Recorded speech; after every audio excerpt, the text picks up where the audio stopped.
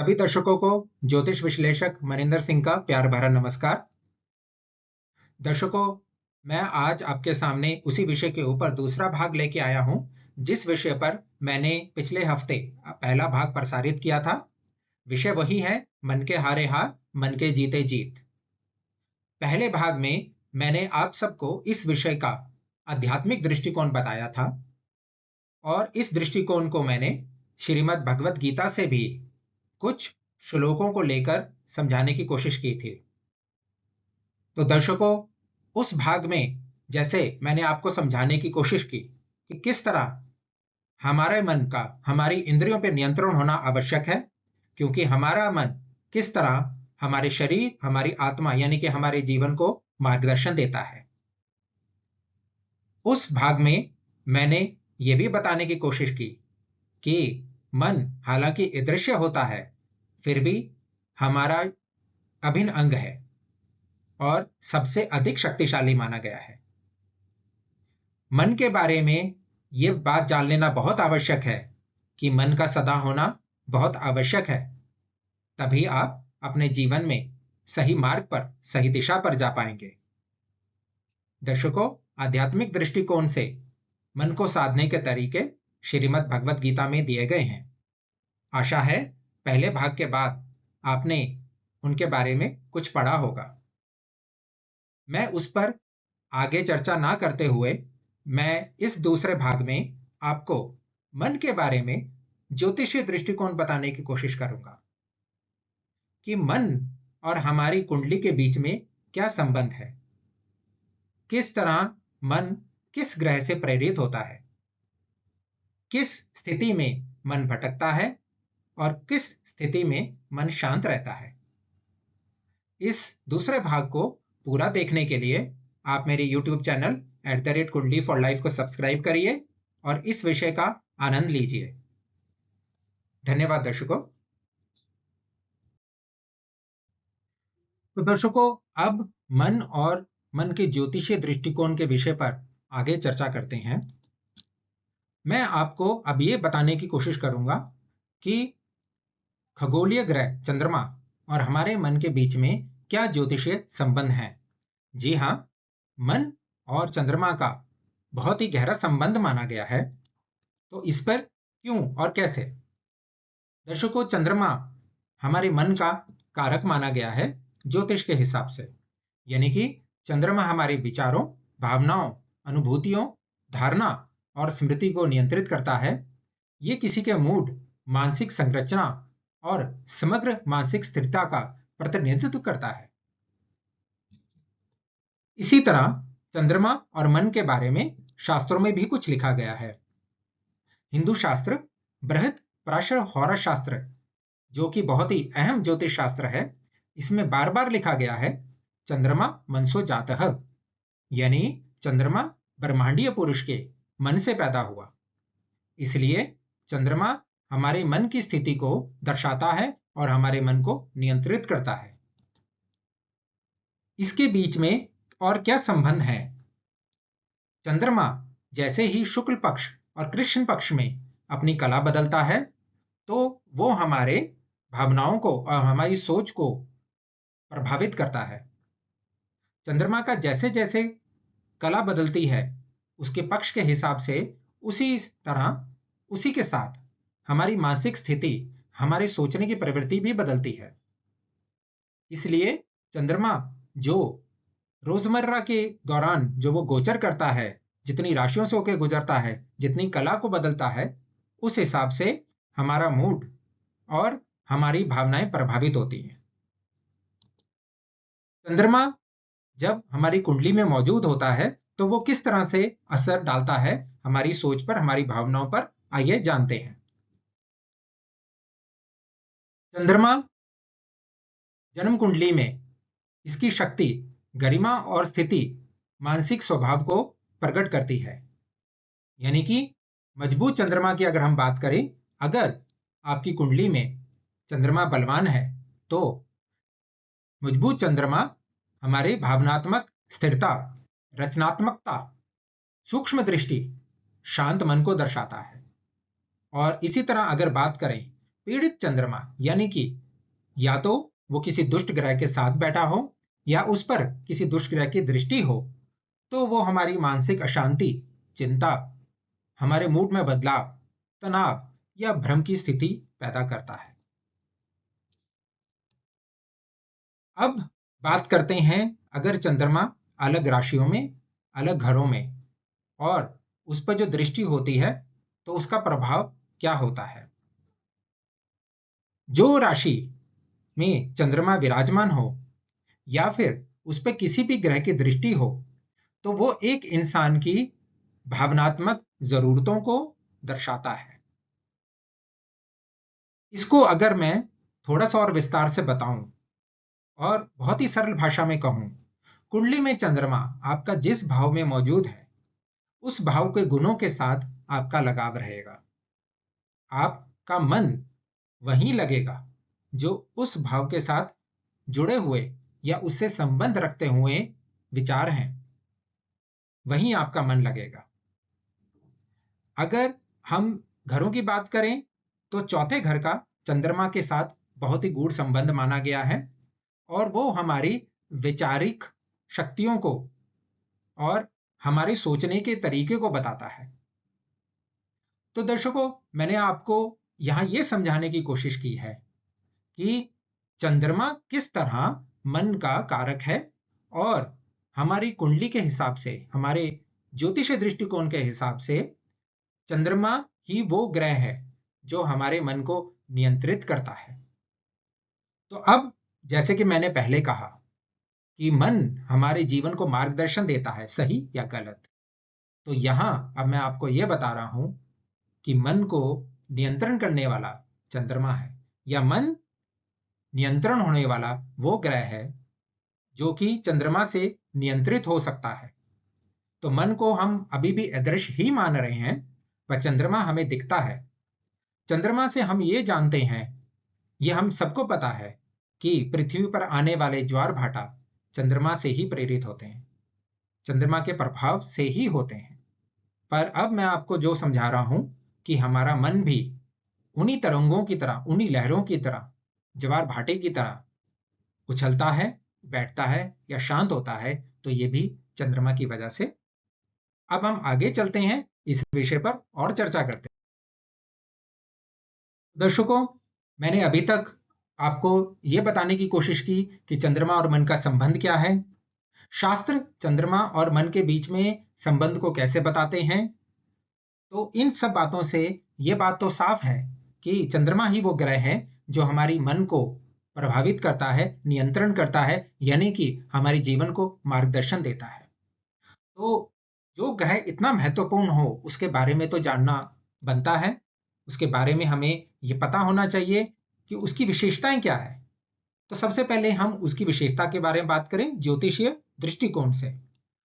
चंद्रमा ना सिर्फ ज्योतिषीय दृष्टिकोण से बल्कि खगोलीय दृष्टिकोण से भी प्रमाणित है कि सबसे तेज चलने वाला ग्रह है। ये 2.5 दिन में एक राशि बदल देता है, यानी कि अपने 360 डिग्री का चक्कर ये 28 दिनों के अंदर पूरा कर लेता है, जो कि और कोई ग्रह नहीं करता। क्या आपको इससे कुछ याद आ रहा है? जी हाँ, मन की चंचलता। हमारा मन भी उसी गति से चंचल होता है। आज खुशी तो कल गम, ये मन के अनुभव भी बहुत तीव्र होते हैं। चंद्रमा को राजसिक ग्रह माना गया है और ग्रहों की रानी कहा गया है। चंद्रमा माता जी को, मन को और धर्मपत्नी को दर्शाता है। इसे मातृकारक भी कहा गया है और ये चौथे घर का कारक भी है। चंद्रमा ठंडा, शांत, नम और कफयुक्त है। और चंद्रमा जो प्रतिनिधित्व करता है, किन किन बातों का करता है?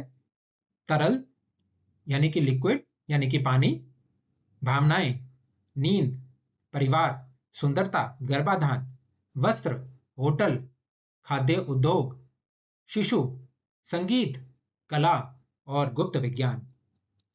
अगर चंद्रमा अच्छे ग्रहों से दृष्ट हो, तो चंद्रमा हमें सुविधा देता है घरेलू सुख की, वाहन सुख की, आनंद के प्रति हमारा प्यार, आशावादिता, धैर्य, एकाग्रता, दृढ़ता, तीक्ष्ण बुद्धि और रचनात्मक मन। चंद्रमा शुक्ल पक्ष की पंचमी से लेके कृष्ण पक्ष की अष्टमी तक बलवान होता है। चंद्रमा हमारे शरीर के जिन अंगों को दर्शाता है वो है छाती, प्रजनन अंग, आंत, तंत्रिका तंत्र और आंखें। चंद्रमा जिन रंगों को दर्शाता है वो है सफेद, पीला और चांदी। चंद्रमा सभी 12 राशियों में से सिर्फ एक राशि का स्वामी है, जिसे हम कर्क राशि कहते हैं, जो कि चौथी राशि भी है। दोस्तों, एक और ज्योतिषीय दृष्टिकोण से बहुत महत्वपूर्ण बात है कि जब हमारी कुंडली, जो कि मैंने आपको बताया, लगन से बनती है, यानी लगन राशि को हम केंद्र में मान के चलते हैं और फिर हम अपना राशि चार्ट बनाते हैं। बिल्कुल सच बात है ये। पर जब भी हम किसी भी सवाल का आकलन करते हैं, जो कोई हमसे पूछता है, ज्योतिष से पूछे जाने वाला कोई भी सवाल, जब वो उसका आकलन करता है तो वो लगन राशि चार्ट के साथ साथ आपका चंद्र राशि चार्ट भी देखेगा। यानी कि किसी भी बात को हम मन के दृष्टिकोण से भी देखने की कोशिश करते हैं, फिर चाहे आप ज्योतिष से मुहूर्त पूछने गए हों, या अपनी शादी के बारे में पूछने गए हों, या अपने करियर के बारे में पूछने गए हों, वो आपका वही आकलन जो लगन राशि चार्ट के चित्र के हिसाब से करेगा, वही आकलन वो चंद्र राशि चित्र के हिसाब से भी करेगा। यानी कि किसी भी बदलाव का आपके जीवन पे क्या प्रभाव पड़ेगा अगर आपकी मानसिक स्थिति से देखा जाए तो दर्शकों, ये ज्योतिष विशेषताएं मैं आशा करता हूं कि आप सभी को अब साफ हो गई होंगी, और किस तरह ये ज्योतिष विशेषताएं संबंध रखती हैं मन के साथ में, ये भी आप सबको पता लग ही गया होगा। अब हम आगे बात करते हैं चंद्रमा की स्थिति, जो कि हमारे हॉरोस्कोप चार्ट में, यानी हमारी कुंडली चित्र में जब होती है तो क्या क्या प्रभाव होते हैं। तो दर्शकों, अब तो आप चंद्रमा की ज्योतिष विशेषताएं भी जान चुके हैं, तो चंद्रमा के बारे में आप काफी कुछ अब जान चुके हैं। चंद्रमा किस तरह मन से संबंध रखता है ये तो मैं आपको बता ही चुका हूं। अब हम बात करते हैं कि चंद्रमा जब अलग अलग घरों में होते हैं तो किस तरह हमारी भावनाओं, हमारे विचारों और हमारे जीवन के क्रियाकलापों पर प्रभाव डालते हैं, और चंद्रमा की शुभ स्थितियां कौन सी है। तो चंद्रमा की पहली स्थिति जिसके बारे में हम चर्चा करेंगे वो है चौथा घर, यानी कि वो घर जो कि मां को दर्शाता है, भवन सुख को दर्शाता है, वाहन को दर्शाता है, जमीन जायदाद को दर्शाता है। चंद्रमा वहां पर सबसे अधिक सुख स्थिति में और शुभ स्थिति में माने गए हैं। जी हाँ, ये घर सुख का घर भी होता है। तो चंद्रमा जहां विराजमान है, यानी कि हमारे भवन के घर में, तो जीवन में तो सुख ही सुख है। अगर हमारी मां हमारे साथ है तो जीवन में तो सुख ही सुख है। अब मां का संबंध भी चंद्रमा से है। मन का संबंध तो है ही, मां का भी बहुत गूढ़ संबंध माना गया है। मां वो पवित्र रिश्ता है जो हमारे जीवन को मार्गदर्शन भी देती है और हमारे जीवन को सुखों से भी भरती है। तो सबसे पहला घर जिसके बारे में हमें जानना चाहिए वो है चौथा घर और उसका चंद्रमा के साथ संबंध। अब आगे चलते हैं। तीसरा घर, दर्शकों, ये घर में ज्यादातर ग्रह अच्छे नहीं माने गए हैं, पर चंद्रमा को यहां होना शुभ माना गया है। यहां पर चंद्रमा कला, शिल्प, संगीत और नृत्य को दर्शाता है, यानी कि ये जातक आर्टिस्टिक होगा और इसमें ख्याति प्राप्त करेगा। जी हाँ। अब हम बात करते हैं अगले घर की, 11वां घर। 11वें घर में चंद्रमा हमें लाभ प्रदान करते हैं, हमें प्रसिद्धि प्रदान करते हैं और हमें पराक्रम प्रदान करते हैं। ये भी एक चंद्रमा की शुभ स्थिति मानी गई है। अब हम 9वें घर की बात करें तो जो भाग्य का घर माना जाता है, वहां पर अगर चंद्रमा है तो संतान सुख और राजयोग प्रदान करता है। अब हम लगन की बात करते हैं। यहां पर मैंने आपको शुरू में नहीं बताया क्योंकि लगन में कुछ अपवाद हैं। अगर लगन में राशि मेष है, वृष है, कर्क है या तुला है तो ही चंद्रमा की स्थिति शुभ मानी गई है। यहां पर अगर चंद्रमा विराजमान है तो ये जातक मृदुभाषी होगा। पांचवा घर, अगर चंद्रमा पांचवें घर में विराजमान है तो ये संतान के लिए अच्छा माना गया है और आपकी आध्यात्मिक प्रगति के लिए भी बहुत अच्छा माना जाता है। सातवें घर का चंद्रमा सुंदरता प्रदान करता है और खुशियां प्रदान करता है। उसी तरह 10वें घर का चंद्रमा हमें राजसिक सुख देता है और सरकार से होने वाले फायदे को दर्शाता है। तो दर्शकों, ये वो सब स्थितियां थी जो कि चंद्रमा के लिए बहुत अधिक शुभ मानी जाती हैं। पर बात यहां जब हम कुंडली की करते हैं तो हम सिर्फ चंद्रमा को ही नहीं देखते, चंद्रमा के साथ बैठे ग्रहों को भी देखते हैं, चंद्रमा पे पड़ रही दृष्टि को भी देखते हैं। कुछ कुदृष्टियां चंद्रमा के लिए बहुत घातक होती हैं, जिसका सीधा सीधा प्रभाव जातक की जिंदगी पर पड़ता है। अब जानते हैं वो कौन सी दृष्टियां हैं और वो कौन से ग्रह हैं। अब हम ये बात करेंगे कि चंद्रमा पे जब कोई दुष्ट ग्रह की या खराब ग्रह की दृष्टि हो तो चंद्रमा किस तरह प्रभावित हो जाता है। देखिए दर्शकों, चंद्रमा सबसे पहले अगर कला कम करने की तरफ जा रहा है, अग्रसर है, यानी कि अमावस की तरफ अग्रसर है, तो वो चंद्रमा कमजोर चंद्रमा होता है। और जैसे इंसान की कमजोरी उसे बहुत अधिक संवेदनशील बना देती है बुराइयों के लिए या बीमारियों के लिए, उसी तरह एक कमजोर चंद्रमा भी आपकी कुंडली में संवेदनशीलता लेकर आता है। वो बहुत जल्दी मलिन हो जाता है। इसलिए जब चंद्रमा की कला कम हो रही हो, जैसा कि मैंने आपको पहले बताया कि कृष्ण पक्ष अष्टमी से लेकर शुक्ल पक्ष पंचमी तक चंद्रमा सबसे अधिक कमजोर माना गया है। तो अगर कुंडली में चंद्रमा इस स्थिति में है तो वो एक कमजोर चंद्रमा है।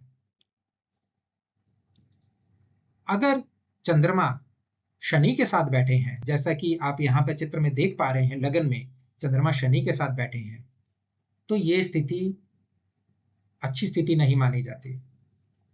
इसे ज्योतिष में विष योग कहा जाता है। यहां पर चंद्रमा ना सिर्फ मलिन हो गया है, बल्कि चंद्रमा के सब गुणों का नाश हो चुका है। अगर चंद्रमा पे कोई और शुभ दृष्टि नहीं है या चंद्रमा के अंश शनि से दूर नहीं है, तो यहां पर यह चंद्रमा बहुत अधिक तनाव और बहुत अधिक भ्रमित स्थिति पैदा कर देगा। अगर चंद्रमा पे शनि की दृष्टि है तो भी यह चंद्रमा उसी तरह से मलिन माना जाएगा और वो उसी तरह के फल देगा जैसा कि अभी हमने साथ बैठे हुए शनि के बारे में बात की थी। ये विष योग तो नहीं है, पर हां, ये विष योग जैसा ही है। अगर चंद्रमा राहु या केतु से संबंध बना ले, यानी उसके साथ जाकर बैठ जाए, तो भी यही योग अच्छा नहीं माना जाता। अगर चंद्रमा राहु या केतु के साथ है तो इसे ग्रहण योग भी कहा जाता है। जैसा कि आप सब जानते हैं राहु और केतु की कहानी, जिसमें राहु को यह वरदान मिला था कि जब जब वो सूर्य या चंद्रमा के ऊपर से गुजरेंगे तो वो उनको ग्रहण लगाने की ताकत रखते हैं। तो यहां पे ग्रहण योग हो जाता है, ये चंद्रमा भी अच्छा नहीं माना जाता। अगर चंद्रमा राहु से दृष्ट है तो भी वो उसी तरह के फल देने की क्षमता रखता है जैसा कि एक मलिन चंद्रमा होता है। दर्शकों, 8वें और 12वें घर अच्छे नहीं माने जाते हैं।